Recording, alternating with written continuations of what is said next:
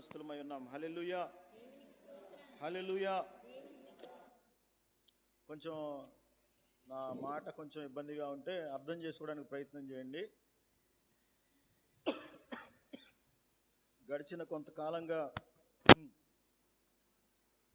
జలుబు ఇట్లా ఇబ్బందిగా ఉంది, దగ్గు. కాబట్టి కొంచెం అర్థం చేసుకోవడానికి ప్రయత్నం చేయాలని కోరుతున్నా. దేవుని వాక్యాన్ని చదువుకుందాం ప్రియమైన వారలారా. 146వ కీర్తన, 146వ కీర్తన 5వ లేఖనాన్ని చదువుకుందాం. అమ్మా, ఎవనికి యాకోబు దేవుడు సహాయకుడగునో, ఎవడు తన దేవుడైన యెహోవా మీద ఆశ పెట్టుకొనునో వాడు ధన్యుడు. ప్రార్థన చేసుకుందాం.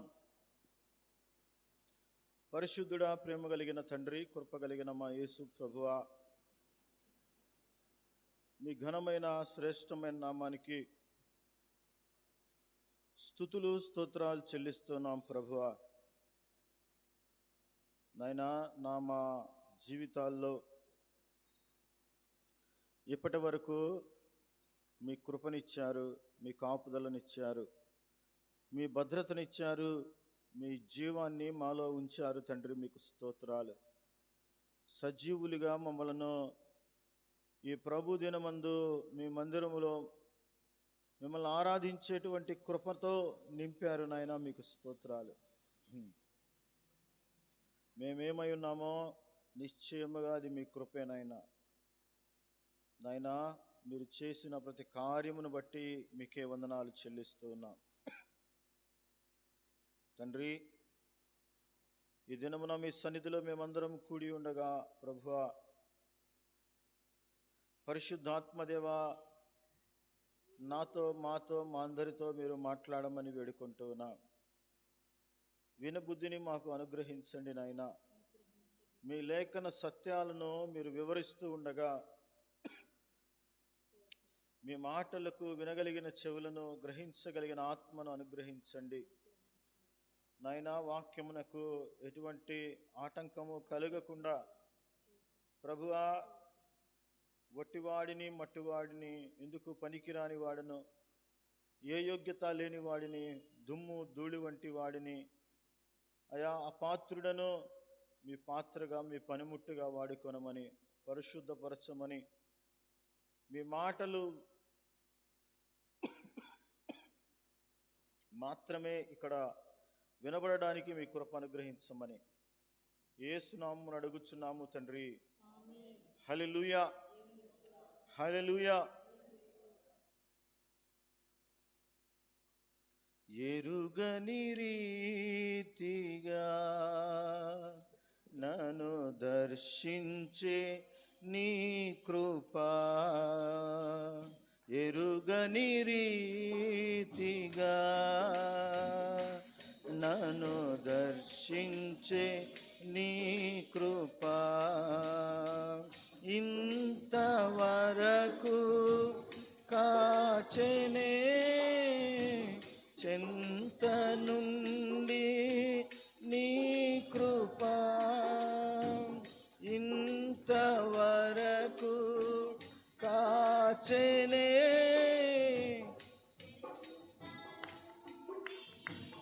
నీ కృపా, అంతము వరకు నడిపించునే, అంతేలేని నీ కృపా, కృపా, కృపా, కృపా,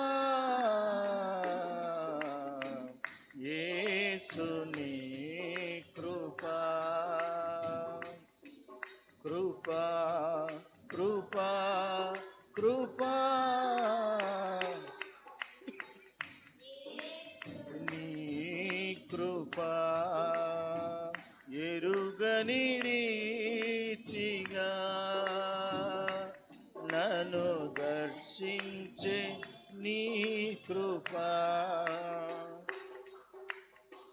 గలగల పారే సెలయేరులా నాలో ప్రవహించే నీ కృపా. గలగల పారే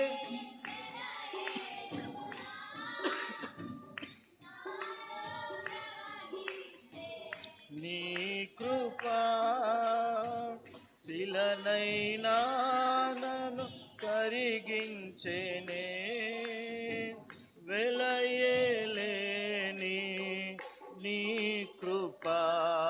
కృపా కృపా కృపా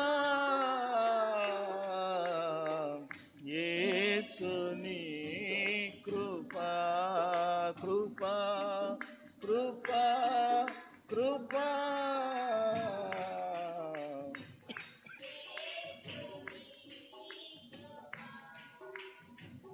ఎరుగని రీతిగా నన్ను దర్శించి నీ కృపా.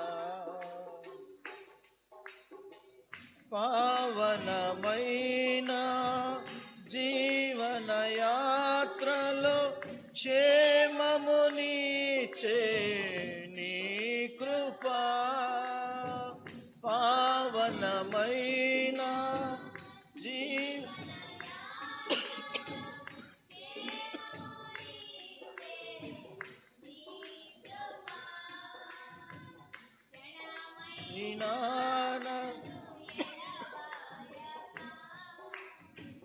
క్షణమైన ఎడబాయక చేర్చే నీ కృపా. గమ్యము చేర్చే నీ కృపా. కృపా కృపా కృపా యేసుని కృపా. కృపా కృపా కృపా యేసుని కృపా. ఎరుగని రీతిగా నన్ను దర్శించే నీ కృపా. ఎరుగని రీతిగా నన్ను దర్శించే నీ కృపా. హల్లెలూయా. ప్రభునందు ప్రియమైన దేవుని బిడ్డలారా, ఎవడు తన దేవుడైన యెహోవా మీద ఆశ పెట్టుకొనునో ఏమా వాడు ధన్యుడు.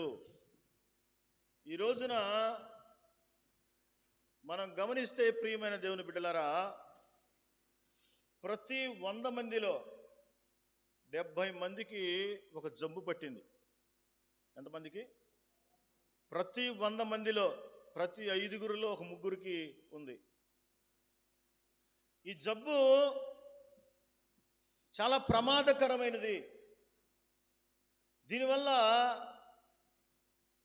వారి యొక్క ఆత్మీయ జీవితానికి చాలా ప్రతిబంధకంగా మారుతున్నటువంటిది. ఇది క్రైస్తవులకు ఉంది ఈ జబ్బు, క్రైస్తవేతరులకు కూడా ఉంది. ఎంతమందిలో? ఏమ్మా? ప్రతి 5గురిలో 3గురికి. అంటే ఈ జబ్బు చాలా ప్రమాదకరమైనది. ఏంటి ఈ జబ్బు అంటే? దీని పేరు నిరాశ. ఏంటది? నిరాశ. కానీ దేవుని వాక్యం ఏమైనా సెలవిస్తూ ఉందంటే, ఎవడు యాకోబు దేవుని మీద ఆశ పెట్టుకొనునో, మనం మనకెదురయ్యేటువంటి కష్టాలను బట్టి, మనకెదురయ్యేటువంటి శ్రమలను బట్టి, మనం ఉంటున్నటువంటి ఆర్థిక పరిస్థితులను బట్టి, మనం జీవిస్తున్నటువంటి విధానాన్ని బట్టి, మన పేదరికాన్ని బట్టి, మన అనారోగ్య సమస్యను బట్టి చాలాసార్లు మనం ఈ జబ్బుకి లోనవుతూ ఉంటాం. ప్రియమైన దేవుని బిడ్డలారా, చాలామందికి ఈ జబ్బు పడతా ఉంది.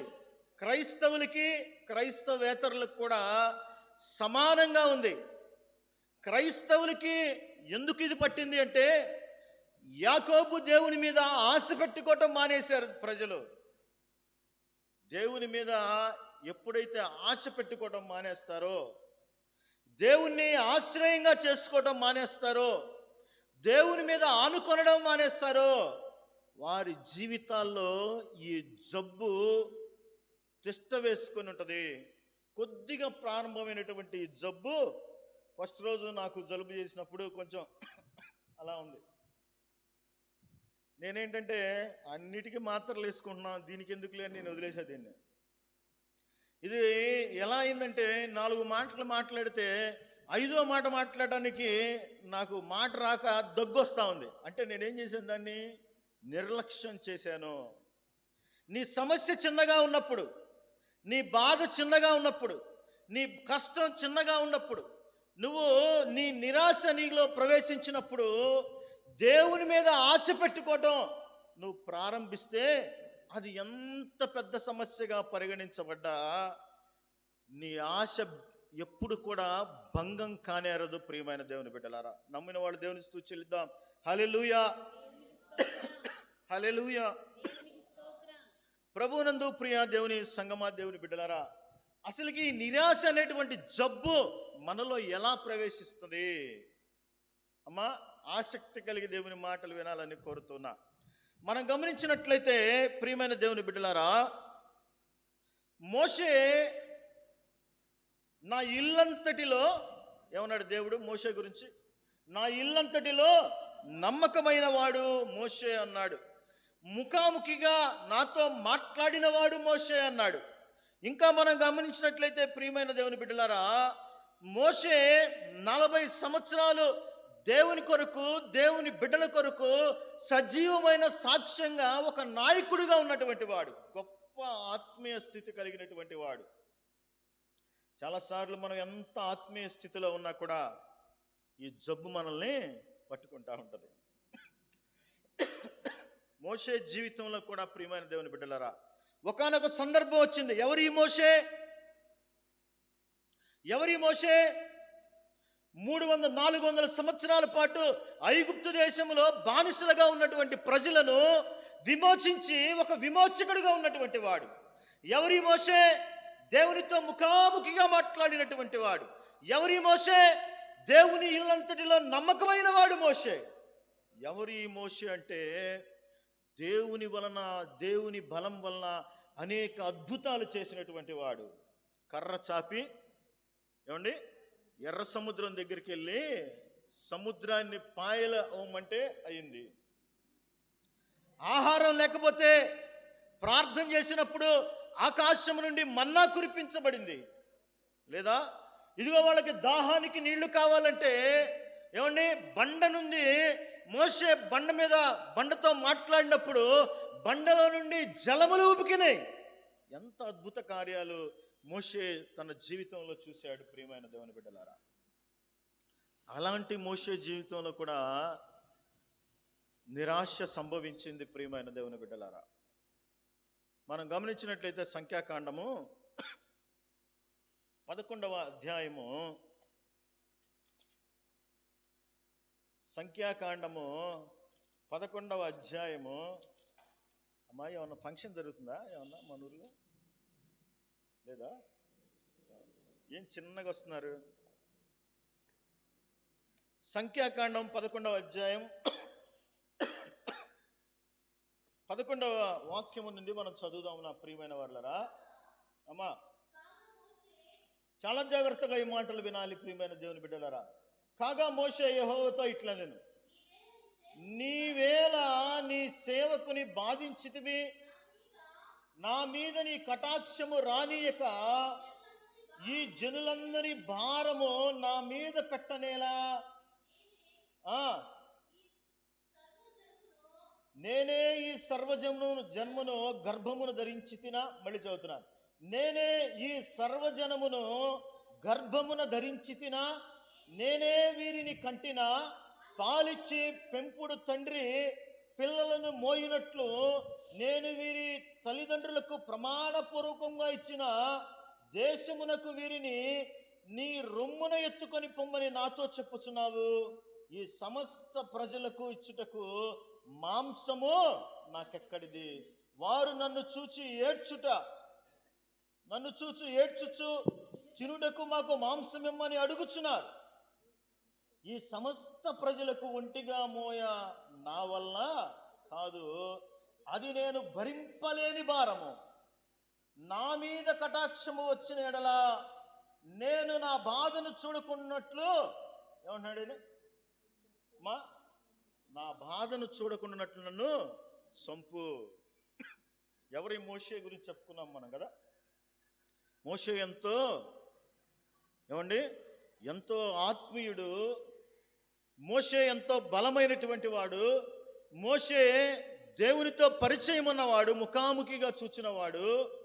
మోషే దేవునికి ప్రతిగా ఆ ప్రజలందరినీ నడిపిస్తున్నటువంటి గొప్ప నాయకుడు మోషే. మోషేకి ఒక కష్టం వచ్చింది. ఏమొచ్చింది? కష్టం వచ్చింది. ఎంతమంది ఉన్నారు వాళ్ళు? 20 లక్షల మంది ఉన్నారు. 20 లక్షల మందికి అర కేజీ చొప్పున మాంసం తింటే ఎన్ని కేజీలు మాంసం కావాలి ఇప్పుడు చెప్పండి? వాళ్ళు అంటున్నారు, మాకు ఐగుప్తులో మాంసం తినేవాళ్ళం మేము, మాంసాపేక్ష మాలో అధికమవుతుంది, మాంసం తినాలని మాకుంది అని మోషే మీద తిరుగుబాటు చేశారు మాంసం కొరకు. అప్పుడు మోషే ఆలోచన ఏంటంటే, ఈ 20 లక్షల మందికి నేను మాంసం ఎక్కడి నుంచి తేవాలి? ఇదిగో వీళ్ళు నా మీద సణుగుతున్నారు, గొణుగుతున్నారు, తిరుగుబాటు చేస్తున్నారు. వీళ్ళనేమైనా నేను గర్భం ధరించానా? వీళ్ళనేమైనా నేను కన్నానా? ఎందుకు వీళ్ళు భారమంతా నా మీద మోపుతున్నావు? ఎందుకు ఈ కష్టమంతా నా మీద మోపుతున్నావు? నేను ఎలా భరించాలి ఈ బాధను? ఈ బాధను భరించడం కంటే, మనం అంటుంటాం కదా, ఈ బాధలు భరించకంటే చచ్చిపోవటం మేలు. చిన్న ఆత్మీయ స్థితి ఉన్న నీకు అదే బాధ. నా ఇల్లంతటిలో నమ్మకమైన వాడు అని చెప్పబడుతున్నటువంటి మోషేకి అదే బాధ కలిగింది. ఈ జబ్బు పేరే నిరాశ. ఎప్పుడు ఈ జబ్బు మనలో ప్రవేశిస్తుందంటే, ప్రియమైన దేవుని బిడ్డలారా, ఇదిగో ఎర్ర సముద్రాన్ని పాయలు చేసింది ఎవరు? మోషేనా? మోషే ఏం చేశాడు? మోషే ఏం చేశాడు? ఇదిగో ఆ కర్ర చాపు అన్నమన్నాడు, కర్ర చాపాడు. దేవుడు అద్భుతం చేశాడు. ఆరిన నేరలను వెళ్ళారు. మోషే ఏమన్నా కష్టపడ్డా? మోషే ఏమన్నా అద్భుతం చేశాడా? మోషే ఏమన్నా సముద్రాన్ని ఇదిగో బలవంతా తన బలాన్ని ఉపయోగించాడు? అక్కడేమన్నా ఏం ఉపయోగించాడు? ఏం ఉపయోగించాడు? పగలు మేఘస్తంభముగా దేవుడు వారికి తోడుగా ఉన్నాడు, రాత్రి అగ్నిస్తంభంగా దేవుడు వారికి తోడుగా, రాత్రి వెలుగునిచ్చింది ఆయనే. ఈ మోషే ఏమన్నా ఇచ్చాడా? పగలు వాళ్ళు ఎండకి నడవలేక అరణ్యంలో ఇబ్బంది పడుతూ ఉంటే అరణ్యంలో మేఘస్తంభాన్ని ఇచ్చింది దేవుడు. మోషే కేవలం పాత్ర మాత్రమే. ప్రియమైన దేవుని బిడ్డలారా, ఇవన్నీ చూచినటువంటి మోషే, ఇవన్నీ అనుభవించినటువంటి మోషే, ఇన్ని కార్యములు దేవుని ద్వారా జరిపించినటువంటి మోషే ఒక విషయం మర్చిపోతున్నాడు. ప్రియమైన దేవుని బిడ్డలారా, ఈ భారం నాది కాదు. ఎవరిది? ఎవరిది? ఇప్పుడు ఇతనేమంటున్నాడంటే చూడండి ఒకసారి, ప్రియమైన దేవుని బిడ్డలారా,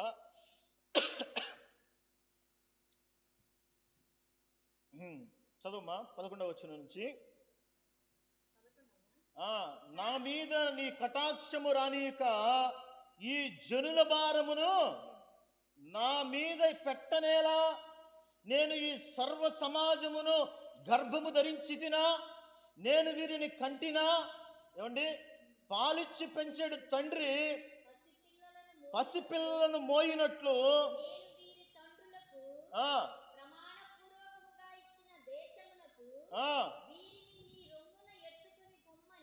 వీరిని నీ రొమ్మున ఎత్తుకొని పొమ్మని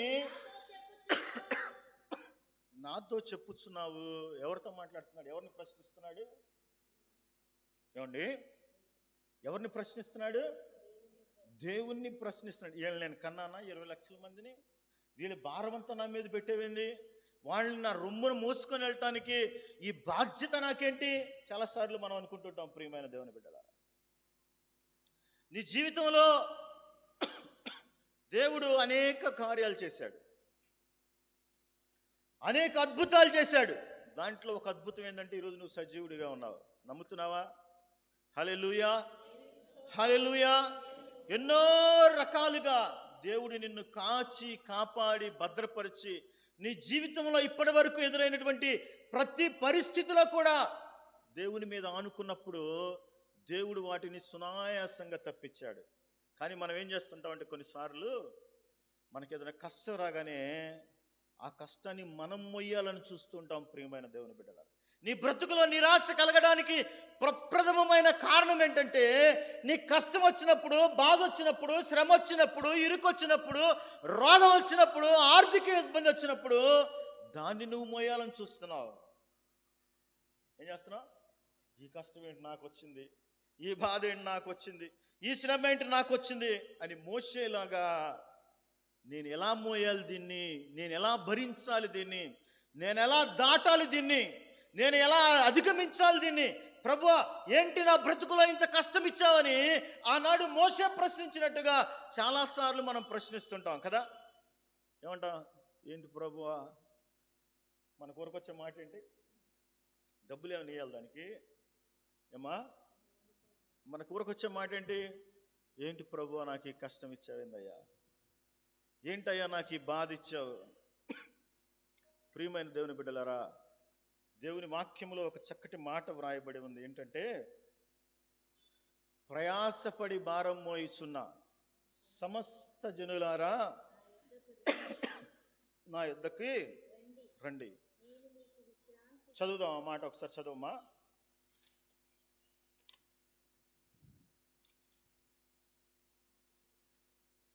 చదవండి పాస్టర్ గారు.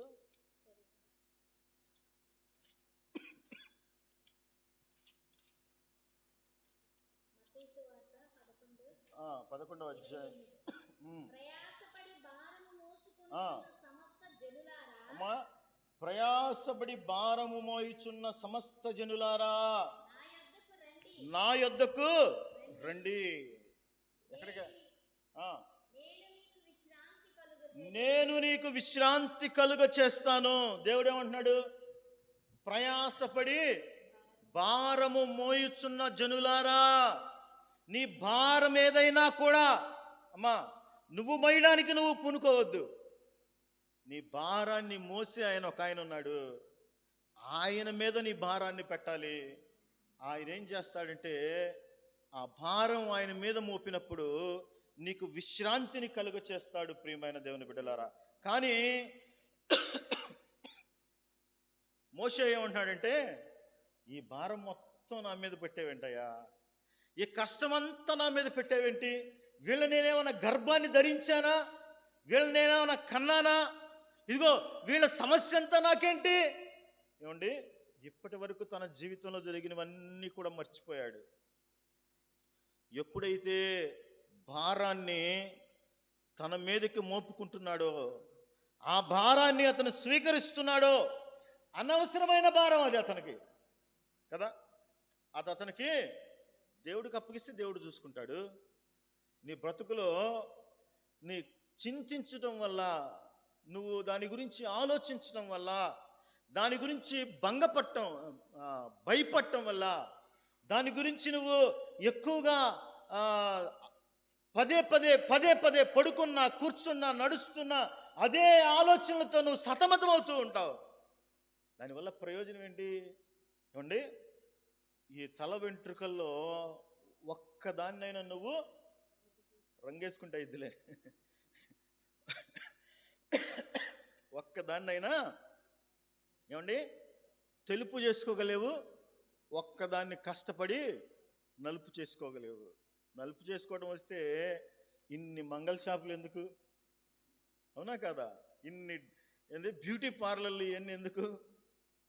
ప్రియమైన దేవుని బిడ్డలారా, కాబట్టి నేను నవ్వుకోవడానికి ఈ మాట చెప్పట్లేదు, కానీ దాన్ని చేయగల సామర్థ్యం నీ దేవునికి ఉంది. నీ సమస్యని, నీ కష్టాన్ని, నీ బాధను నువ్వు మొయ్యొద్దు. ఆయన అంటున్నాడు, ఈరోజు సెలవిస్తా ఉన్నాడు, నిరాశపడుతున్నావా? ఏ బాధలో ఉండి, ఏ ఆర్థిక ఇబ్బందిలో ఉండి సతమతమవుతున్నావా? ఆయన అంటున్నాడు, నీ భారం ఎక్కడ పోయాలి? సుధాకర్ అన్న చెప్తుంటా కదా ఒక ఉపమానం, ఏమండి, ఒక ఆవిడ రోడ్డు మీద మూట మూసుకుంటా వెళ్తా ఉందంట. మళ్ళీ చెప్తున్నా, మూట మూసుకుంటూ వెళ్తా ఉంటే పక్కన ఒక అతను కారు వేసుకొని వెళ్తా ఉన్నాడంట. ఆమె కష్టం చూడలేక ఏం చేశాడంటే ఆమెను కారులో ఎక్కించుకున్నాడంట. కారులో ఎక్కించుకొని కొంచెం దూరం డ్రైవ్ చేసుకుంటూ వెళ్తున్నా కూడా ఏం రొప్పుతూ ఆయాసపడతా ఉందంట. ఏందో ఆయాసపడుతుంది, రొప్పుతుందని చెప్పి వెనక్కి తిరిగి చూశాడంట. ఏం కారులో కూర్చొని కూడా ఆ మూటను దించట్లేదంట.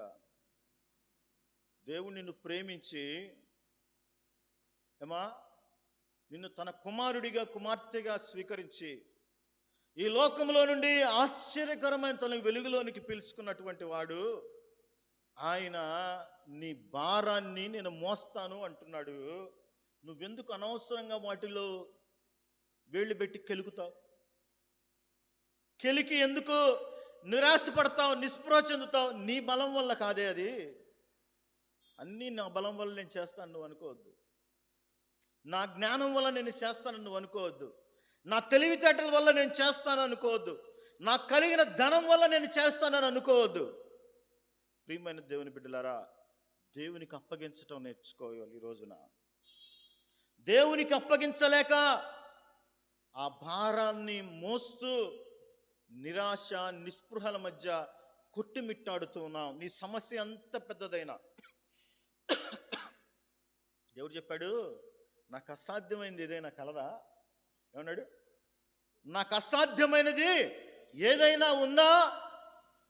నోటి మాట చేత. దేంతో అమ్మా? దేవుని శక్తిని గురించి నేను చెప్తున్నా ఈ రోజున. నోటి మాట చేత సమస్త జగత్తును కలుగు చేశాడంట. జగత్ అంటే ఏంటండి? మనం కూర్చున్నటువంటి ఈ భూమి, మనం పైన ఉన్నటువంటి ఈ ఆకాశం, ఈ గాలి, నీరు, ఏమండి, ఈ నిప్పు, ఇవన్నిటినీ ఎట్లా కలుగు చేశాడు ఆయన? ఏమండి? అవునుగాక అంటే ఆకాశం ఏర్పడిందమ్మా. ఎంత గొప్ప దేవుడు నీ దేవుడు. మరెందుకు ఆయన శక్తిని నువ్వు ఆశ్రయించలేకపోతున్నావు ఈ రోజున? తిమోతికి పత్రిక రాస్తూ పౌలు గారు అంటాడు, పైకేమో భక్తి కలిగే వారిలాగా ఉండారంట, కానీ దాని శక్తిని ఆశ్రయించలేనటువంటి దౌర్భాగ్యపు స్థితిలో ఈ రోజున క్రైస్తవ్యం ఉంది. కాబట్టి లోకంలో ఉన్నవారు నిరాశలోనే ఉన్నారు. దేవుని బిడ్డలుగా పిలువబడుతున్న వారు ఈ నిరాశ అనేటువంటి వ్యాధితో బాధపడుతున్నారు. నా ప్రియ దేవుని సంగమా, దేవుని బిడ్డలారా, నీ బరువు, నీ కాడి నువ్వు మోయటం మానేసే. నీ భారం తీసుకొచ్చి ఎక్కడ పెట్టాలి? దేవుని దగ్గర పెట్టు. ఆయన నీ భారాన్ని మోస్తాడు. ఆయన నిన్ను ప్రేమించాడు, ఆయన నిన్ను పిలుచుకున్నాడు, ఆయన నిన్ను ప్రత్యేకపరుచుకున్నాడు, ఆయన సొత్తైన జనాంగంగా నిన్ను ఏర్పరచుకున్నాడు. అట్లాంటిది ఆయన అనుకోవటం కాదు, నా కుమార్తె, నా కుమారుడు, లేకపోతే నా రక్త సంబంధి అని ఆయన అనుకోవడం కాదు. మనం కూడా అనుకోవాలి కదా.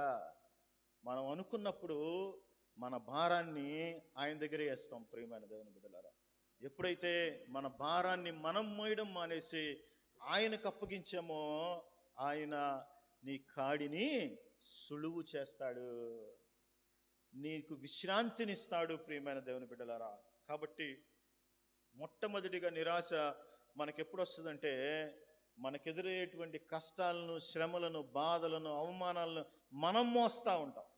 రెండోది చూద్దాం. రెండోది ప్రియమైన దేవుని బిడ్డలారా, మొదటి రాజుల గ్రంథము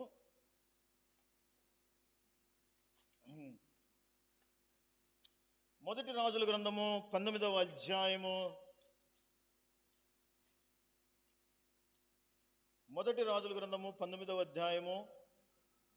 4వ వచనాన్ని చూస్తే, ప్రియమైన దేవుని బిడ్డలారా,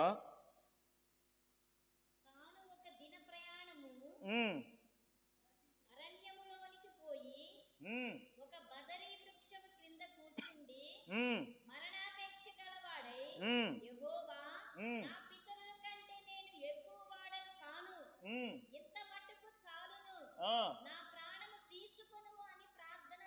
ఏంటండి? ఎవరు ఎవరైనా? ఏలియా మన వంటి స్వభావం గల మనుషుడు. అతని గురించి రాయబడినటువంటి మాటలు. అతడు వర్షింపకుండా ఉండినట్లు ప్రార్థన చేయగా 3.5 సంవత్సరాలు వర్షం పడలేదు. యాకోబు పత్రికలో ఉంటుంది.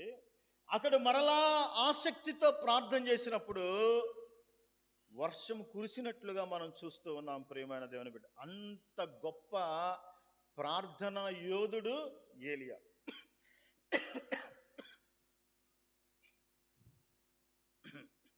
అంతేకాదు కానీ ఈ అధ్యాయానికి ముందు అధ్యాయాన్ని మనం గమనించినట్లయితే 18వ అధ్యాయంలో ఉంటుంది. కర్మేలు పర్వతం మీద ఆహాబు రాజు పక్షంగా 850 మంది అన్య దేవతలను ఆరాధించేటువంటి ఆరాధికులు. ఒక పక్కనేమో ఏలియా రోషం కలిగి పౌరుషం కలిగి ఆహాబు రాజుతో పందెం వేస్తూ ఉన్నాడు. ఇదిగో మనం ఒక బలిపీఠం కట్టిద్దాం, ఆ బలిపీఠం మీద ఒక ఎద్దును వధించుదాం. ఇదిగో ఎవరి బలిని ఆకాశము నుండి అగ్ని దిగి వచ్చి ఇదిగో స్వీకరిస్తుందో వాళ్ళ దేవుడు నిజమైన దేవుడు, వాళ్ళ దేవుళ్ళకి ప్రార్థన చేద్దాం అని చెప్తాడు. చెప్పినప్పుడు 850 మంది ఒకవైపు, ఒకవైపు రోషంగా పౌరుషంగా ధైర్యంగా రాజుని ఎదుర్కొని రాజుకు సవాలు విసిరినటువంటి వాడు ఏలియా. ప్రియమైన దేవుని బిడ్డలారా, వాళ్ళు బలిపీఠం కట్టారు. ఎద్దుని తునకలుగా నరికి ఆ బలిపీఠం మీద పెట్టారు. ఇదిగో వాళ్ళు ప్రార్థన చేస్తూ ఉన్నారు. వాళ్ళ దేవతలకి ప్రార్థన చేయడం ఉదయం నుంచి ప్రార్థన చేస్తూ ఉన్నారు. అస్తమయం సమయం వచ్చేంత వరకు ప్రార్థన చేస్తూ ఉన్నారు. కానీ వాళ్ళ బలి అంగీకరించబడలేదు. ఏలియా, అమ్మా నయోమి వందనాలమ్మా,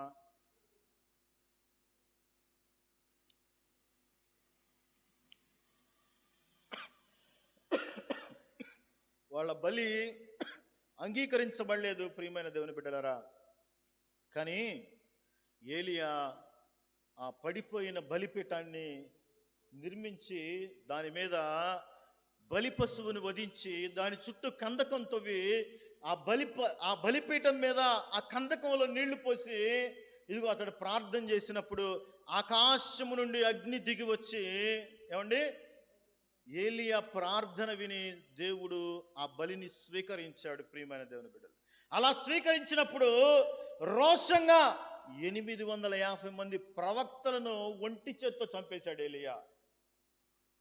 అలాంటి ఏలియా వర్షం పడబోతా ఉంది అన్నప్పుడు కొండ దిగి గబగబు కిందకు వస్తా ఉన్నప్పుడు ఎదురుగా ఆహాబు భార్య యెజెబెలు తారసపడింది.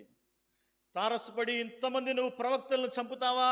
ఇదిగో నేను నిన్ను చంపుతాను అనగానే మనోడికి భయం వేసి పారిపోయి ఒక బదరీ వృక్షము కింద ఉండి ఏమండి భయపడుతూ వణుకుతూ ప్రార్థన చేస్తా ఉన్నాడు. ప్రియమైన దేవుని బిడ్డలారా, ఏమని ప్రార్థన చేస్తున్నాడంటే చూడండి, మరలా చదవండి. యెహోవా, నా పితరుల కంటే నేను ఎక్కువ వాడను కాను, ఇంత మట్టుకు చాలును, నా ప్రాణము తీసుకొనుము అని ప్రార్థన చేసెను. నా ప్రాణము తీసుకోని ప్రార్థన చేస్తున్నాడు.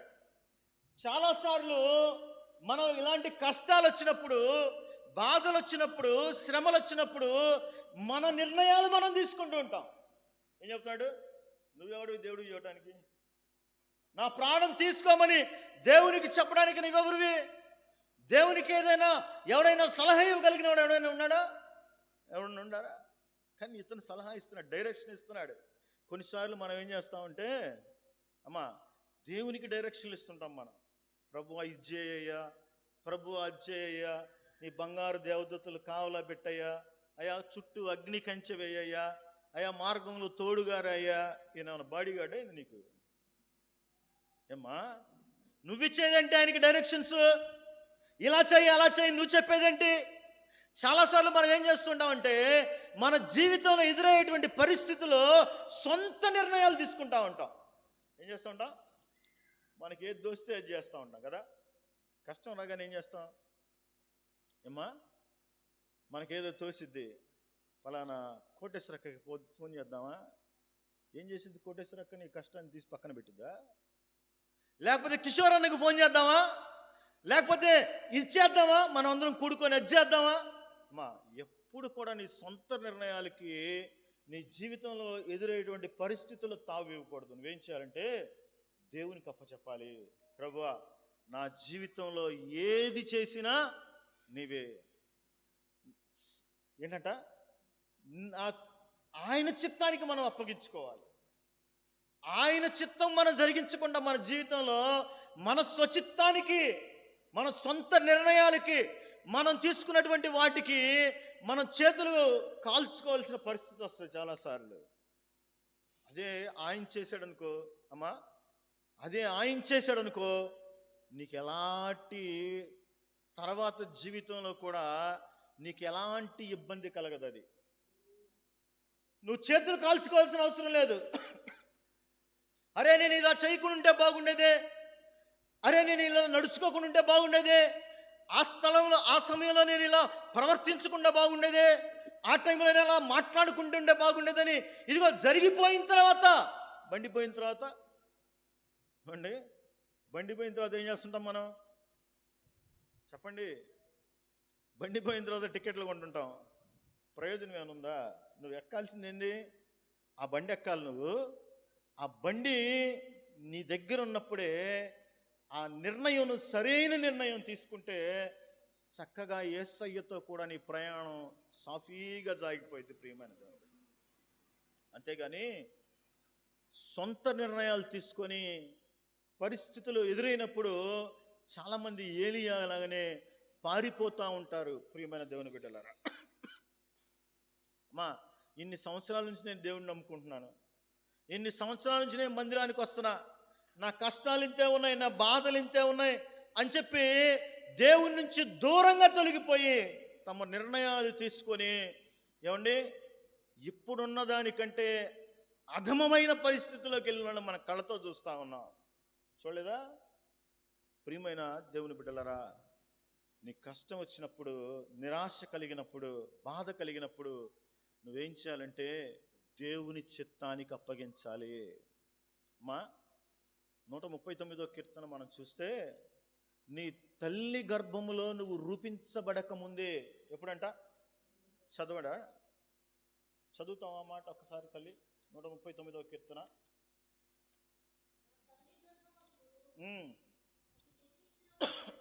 అమ్మా, నీవు నన్ను కలుగ చేసిన విధమును చూడగా భయమును ఆశ్చర్యమును నాకు పుట్టుచున్నవి. అందును బట్టి నీకు నేను కృతజ్ఞతాస్తుతులు చెల్లిస్తున్నాను అంటున్నాడు దావీదు. అంటే తల్లి గర్భములో నిన్ను రూపించిన దగ్గర నుంచి, ఎప్పుడంట? తల్లి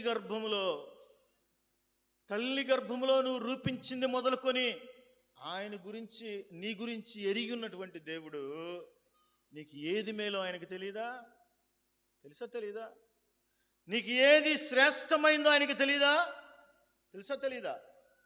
నీ జీవితంలో ఏది మంచిదో దాన్ని నీ దేవుడు నీకు ఇచ్చేటువంటి దేవుడు. కాబట్టి తొందరపడి, ఆవేశపడి, గబగబ తప్పుడు నిర్ణయాలు తీసుకోవద్దు. నీ జీవితంలో నీ అధికారానికి నీకు తావు లేదు. ఎందుకంటే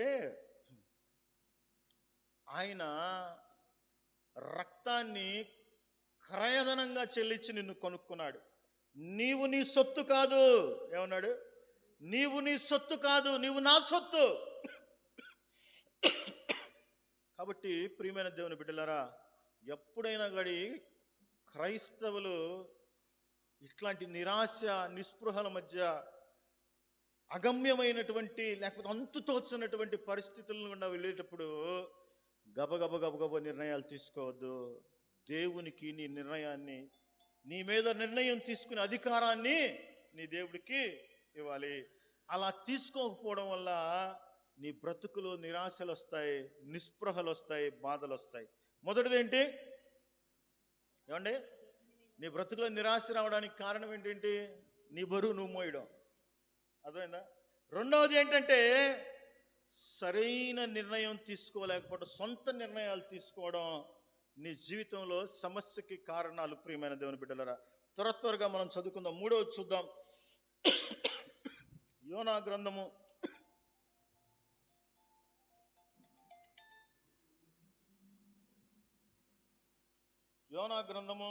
4వ అధ్యాయము 3వ వచనము. 763 పేజీ అనుకుంటా, చూడండి అమ్మా. దొరికిందా? ఎంత సౌలభ్యమో మీకు, పేజీలు కూడా నేను చెప్తున్నా, చదవండి. 4వ అధ్యాయము 3వ వచనము ఏమంటాడండి? నేనిక బ్రతుకుట కంటే చచ్చుట మేలు. యెహోవా నమ్మిక బ్రతుకునీయక చంపుమని యెహోవాకు మనవి చేశాను. ఇంకా దొరకలే చాలా మందికి యోనా గ్రంథం. దొరికిందా? దొరికిన వాళ్ళు దేవుని స్తుతి చెల్లిద్దామా? హల్లెలూయా. దొరకని వాళ్ళు స్తుతి చెల్లిద్దామా? హల్లెలూయా. ఏంది ఏందమ్మా? యోనా అనే ఓ ప్రవక్త ఉన్నాడని తెలుసా మీకు? బైబిల్లో పెద్ద ప్రవక్తలు, చిన్న ప్రవక్తలు. నినివే వాళ్ళకి, తర్షీషు వాళ్ళకి పడదు. ఎవరికి? నినివే వాళ్ళకి, తర్షీషు వాళ్ళకి పడదు. దేవుడు ఏం చెప్తున్నాడు? ఏం చెప్పాడు వాళ్ళకి? చదవండి.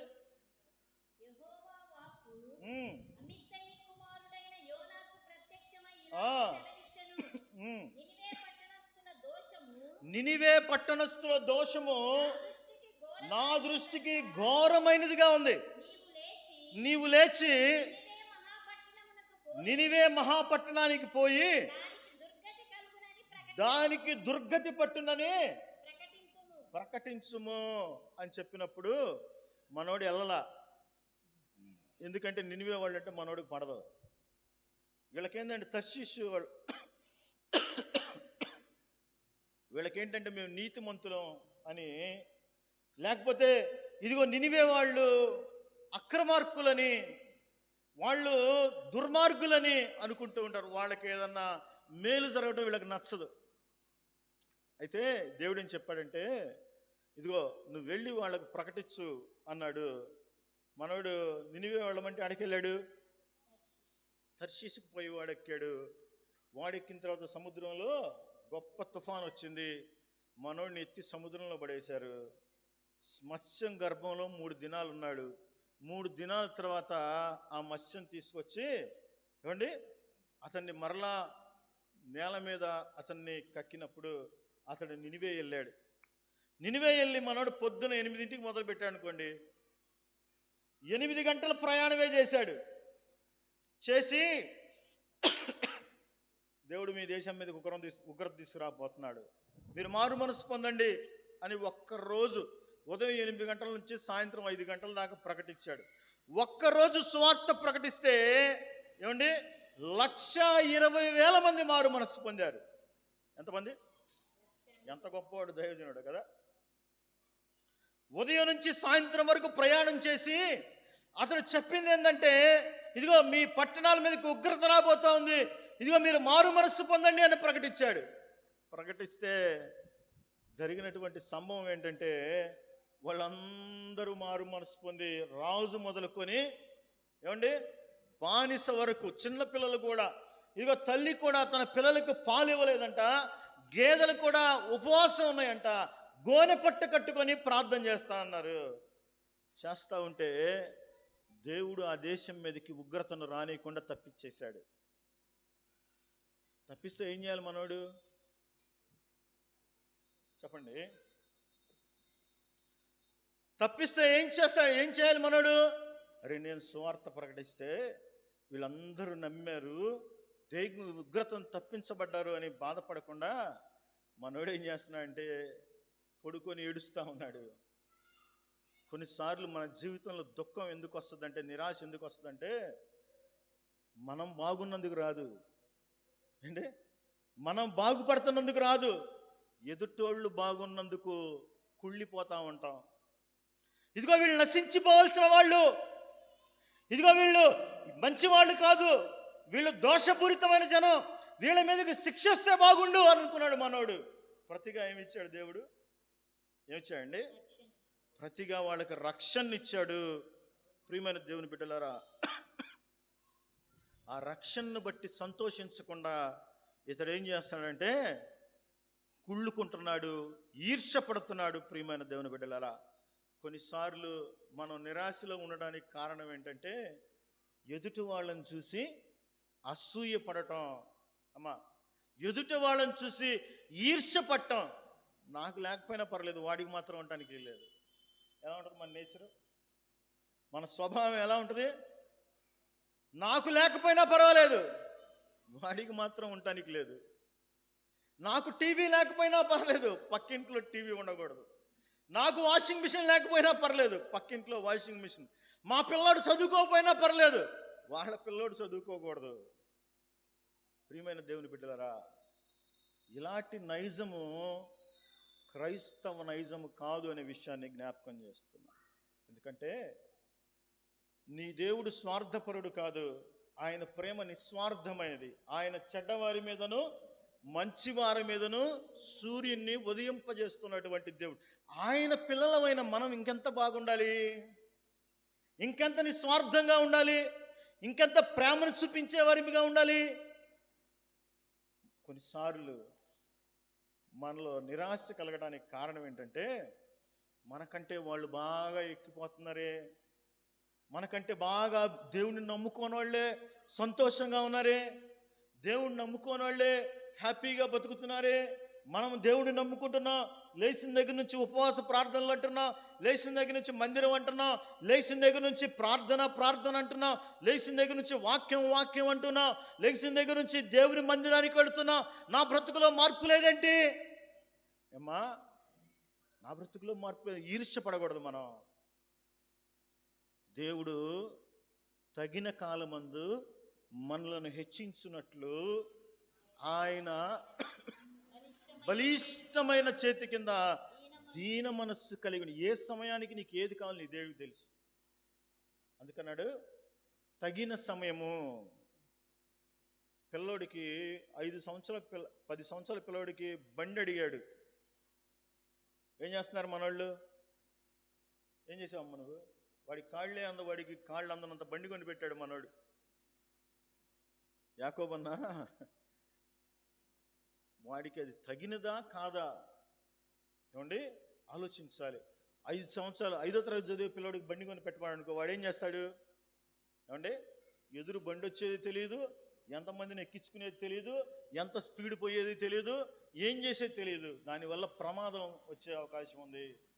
నీ దేవుడు, నీ తండ్రి నీకు ఏది కావాలో, తన కొడుక్కి ఏది కావాలో తన తండ్రికి తెలియదా? తెలుసా తెలీదా? ఖచ్చితంగా తెలుసు. ప్రియమైన దేవుని బిడ్డలారా, ఆయన తగిన సమయంలో హెచ్చిస్తాడు. కాబట్టి వాళ్ళని చూసి వీళ్ళని చూసి ఏడిసి షుగర్లు, బీపీలు, ఏమండి కోపం ఏమో చేసిందంటే, కోపం ఎప్పుడు దాకా ఉండాలంట తల్లి? సూర్యాస్తమయం వరకు ఉండాలి. నేను ఆమెతో మాట్లాడి 10 ఏళ్ళు అయింది. ఏమంటాం మనం? అసలు ఆమెను చూస్తేనే మొహం ఇటు చూడంగానే ఇటు తిప్పుకుంటాం అంటాం. అంటే ఏం జరుగుతుందంటే నీ ఎముకల్లో కుళ్ళు ఎక్కువైపోతుంది. ఏమవుతుంది? ఎముకలకు కుళ్ళు పట్టిపోతా ఉంది. లోపల కుళ్ళి చచ్చిపోతావు నువ్వు.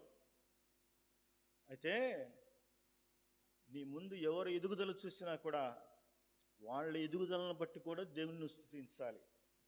ఆ మనస్సు కావాలి. అందుకనే యేసయ్య అన్నాడు, పౌలు గారు చెప్పారు, క్రీస్తు యేసునకు కలిగిన ఈ మనస్సు. అమ్మా, దేవుడి చిత్తమై దీని మీద మాట్లాడాలనుకున్న తర్వాత ఒకసారి, క్రీస్తు యేసునకు కలిగిన ఈ మనస్సు మనం కలిగి ఉండాలి. ఆ ప్రేమను మనం కనబరచాలి. అంతేగాని ఇదిగో పద్దుగూగులు వాళ్ళని చూసి వీళ్ళని చూసి కుళ్ళుకొని ఏడుస్తూ ఉంటే నీ బ్రతుకులు ఎప్పుడు కూడా నిరాశ తిరిగిపోదు. ప్రియమైన దేవుని బిడ్డలారా, 3 విషయాలు చెప్పాను. ఏంటి? మొదటిగా, మన కష్టాన్ని, మన భారాన్ని మనం మోయకూడదు. రెండోది, సొంత నిర్ణయాలు తీసుకోకూడదు. తీసుకుంటే ఏమొచ్చింది? నిరాశ, నిస్పృహ లాంటి జబ్బులు మనకి వస్తాయి. మూడోది, ఇప్పుడేగమ్మా చెప్పాను అమ్మా, మేము చిన్నప్పుడు లారీల మీద రాసేవాళ్ళు, వెనక లారీ మీద రాసేవాళ్ళు. ఏం రాసేవాళ్ళు? పెద్ద అక్షరాలతో కింద కమాన్ బద్దకి, ఏమండి, నన్ను చూసి ఏడవకురా. ఏమని రాసేవాళ్ళు? నన్ను చూసి ఇప్పుడు ఈ మధ్య ఆటోల మీద, అరే నేను లోన్లో కొన్నాను, నా సొంత బండి కాదని రాస్తున్నారు. ఎందుకంటే ఏడ్చేవాళ్ళు ఎక్కువైపోయారు సమాజంలో, ఏమండి. కాబట్టి మన జీవితంలో నిరాశ నిస్పృహలకు కారణం ఏంటంటే ఎదుట వాళ్ళ సంతోషాన్ని భరించలేనటువంటి తనం. ప్రియమైన దేవుని బిడ్డలారా, 4వది చూద్దాం.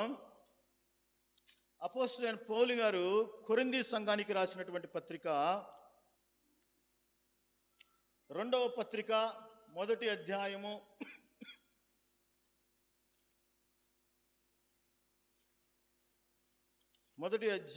8వ వచనాన్ని చదువుదామా? సహోదరులారా, ఆసియాలో మాకు తటస్థించిన శ్రమను గూర్చి మీకు తెలియకుండుట మాకు ఇష్టము లేదు. ఆసియాలో మాకు తటస్థించిన శ్రమల గురించి మీకు తెలియకుండా ఉండటం మాకు ఇష్టం లేదు. అదేదనగా మేము బ్రతుకుదమను నమ్మకము లేక ఉండినట్లు మా శక్తికి మించిన అత్యధికమైన భారం వల్ల కృంగిపోతిమి. ఎవరైనా, ఏమండి, మొదటి వ్యక్తి ఎవరు?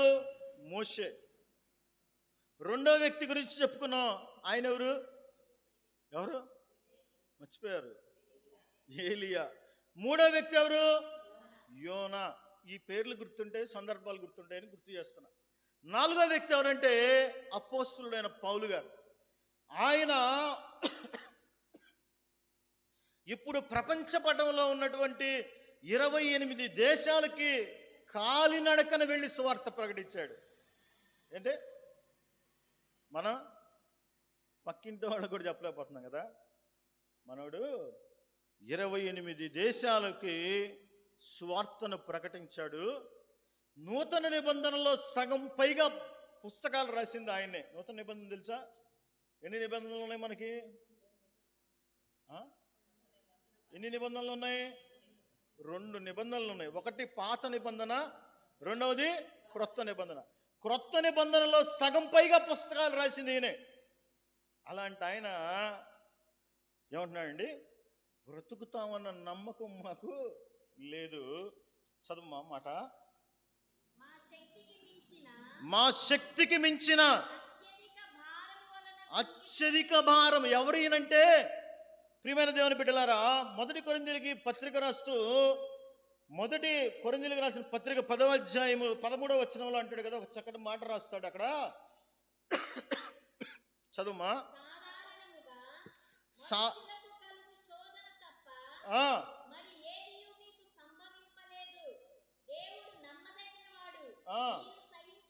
అమ్మా, ఈ మాట, నీవు సహింపగలిగినంతకంటే ఎక్కువగా ఆయన నిన్ను శోధింపడు.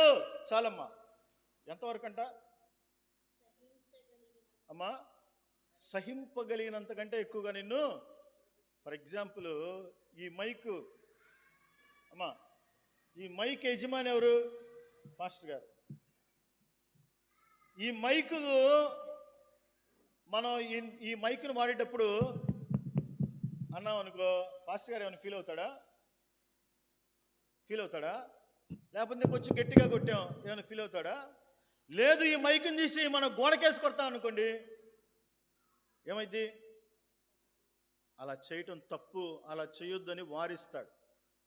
అలాగే మన తండ్రి కూడా, మన పరలోకపు తండ్రి కూడా, నువ్వు ఎంతవరకు శ్రమను భరించగలవో, ఎంతవరకు కష్టాన్ని భరించగలవో అంత మాత్రమే నీ జీవితంలో అనుగ్రహిస్తాడు, అనుమతిస్తాడు శ్రమలకి, కష్టాలకి.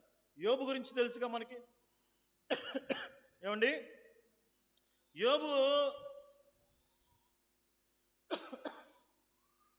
యోబు శ్రమలకు ముందు సాతాను ఎక్కడికి వెళ్ళాడు? యోబు శోధించబడక ముందు, యోబు జీవితంలో శోధనలు రాకముందు, యోబు జీవితంలో శోధనలు ఇదిగో ప్రవేశించక ముందు సాతాను ఎవరిని అనుమతి కోరాడు? దేవుణ్ణి అనుమతి కోరాడు. నీ జీవితంలో ఏది జరగాలన్నా దేవుని అనుమతి లేకుండా జరగదు ప్రియమైన దేవుని బిడ్డలారా. ఇదిగో ఆస్తుల మీద అనుమతి పొందాడా? ఆస్తులంతా పోయినాయా లేదమ్మా యోబు. రెండోది కుటుంబం మీద అనుమతి పొందాడు. మూడోది శరీరం మీద అనుమతి పొందాడు. కానీ అన్నాడు, అతని ప్రాణమునకు ఏ హాని కలుగనీయొద్దు అన్నాడు. నీ దేవుడు నీకు ఎంతవరకు నీ బ్రతుకులో నువ్వు సహించగలవో అంతవరకే నీ జీవితంలో శోధనలు అనుమతించేటువంటి వాడు. కానీ నువ్వేం చేస్తావంటే, ఇదిగో భయపడిపోయి పిరికితనంతో నువ్వు పారిపోతూ ఉంటావు ప్రియమైన దేవుని బిడ్డలారా.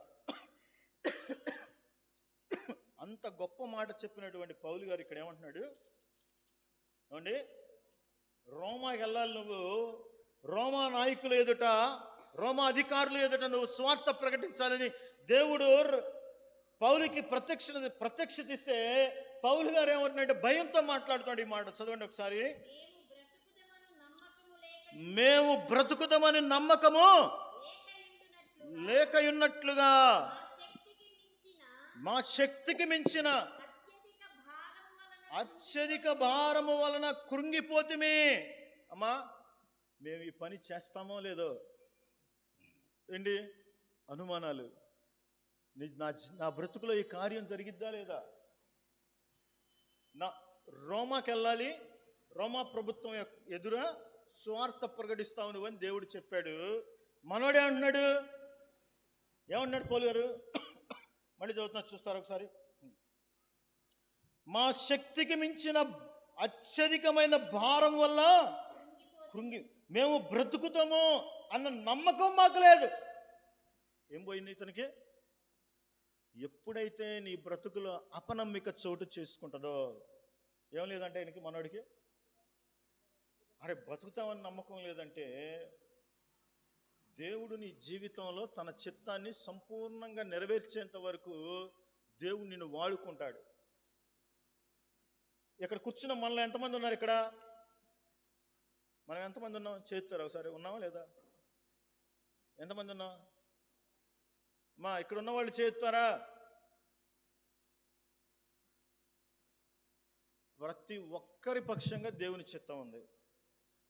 అందరి ఉమ్మడి చిత్తం ఒకటి ఉంటుంది, వ్యక్తిగత చిత్తం ఒకటి ఉంటుంది. ప్రతి మనిషి జీవితంలో దేవుని చిత్తం ఒకటి ఉంటుంది. ఆ చిత్తము నెరవేర్చేంత వరకు దేవుడు నిన్ను విడిచిపెట్టడు. ఊరకనే అనుమానాలు పడద్దు, అపోహలు పడద్దు.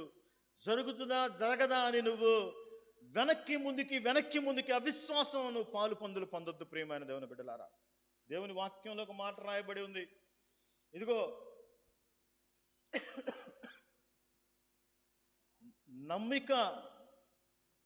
నమ్మిక ఉంచండి చాలు, నమ్మిన ఎడల ఆయన మహిమను మనం చూస్తాం ప్రియమైన దేవుని బిడ్డలారా. ఇదిగో అనుమానంతో మనం ఏం చేయలేమండి. అపనమ్మకంతో, పిరికితనంతో మనం ఏం చేయలేం ప్రియమైన దేవుని బిడ్డలారా. ఈ అనుమానం, పిరికితనం ఏం చేస్తుందంటే, ఈ అవిశ్వాసం ఏం చేస్తుందంటే, మనం దేవుని యొక్క మహిమను మనం చూడలేని వారిగా, లేకపోతే నిరాశతో నిండిన వారిగా మనల్ని చేస్తుంది ప్రియమైన దేవుని బిడ్డలారా. కాబట్టి మన బ్రతుకులో నిరాశలు, నిస్పృహలు, బాధలు కలగడానికి 4 కారణాలు చెప్పుకున్నాం మనం. ఏంటి? మొదటిది ఏంటి? ఆయన మీద భారం వేయకుండా మన భారం మనమే మోయాలనుకోవడం మోషే జీవితాన్ని బట్టి మనం నేర్చుకున్నాం.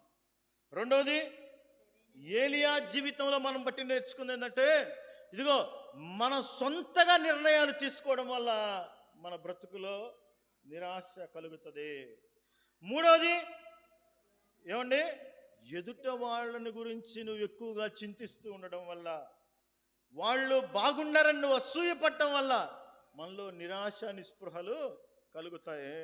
నాలుగోది చెప్పండి, ఇప్పుడే చెప్పాను, అపనమ్మిక వలన, భయాల వలన నిరాశలు, నిస్పృహలు కలుగుతాయి ప్రియమైన దేవుని బిడ్డలారా. కాబట్టి నా ప్రియ దేవుని సంగమా, దేవుని బిడ్డలారా, ఈ 4 విషయాల గురించి మనం చాలా జాగ్రత్తగా ఆలోచించాలి.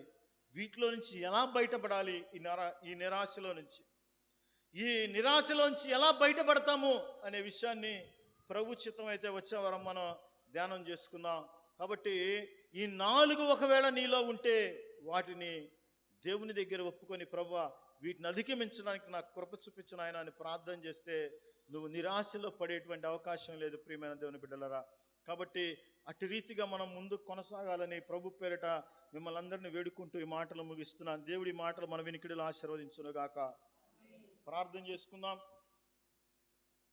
అందరం ప్రార్థన చేయాలి. దేవుడు నీతో ఏం మాట్లాడారో ఒకసారి మోకరించినట్లయితే, లేకపోతే లేచి నిలవబడినట్లయితే ప్రార్థన చేసుకుందాం. ప్రార్థన చేసుకుందాం. అందరం ప్రార్థన చేసుకుందాం. నీకేం అర్థమైందో, దేవుడు నీతో ఏం మాట్లాడాడో ఆ మాటలను ఒకసారి జ్ఞాపకం చేసుకుందాం. ప్రియమైన దేవుని బిడ్డలారా, మన ఆలోచనలని పక్కన పెట్టి దేవుని వైపు మన మనస్సును నిలిపి, ప్రభువా మీరు నాతో మాట్లాడిన ప్రతి మాటను బట్టి మీకు వందనాలు నాయనా. తండ్రి,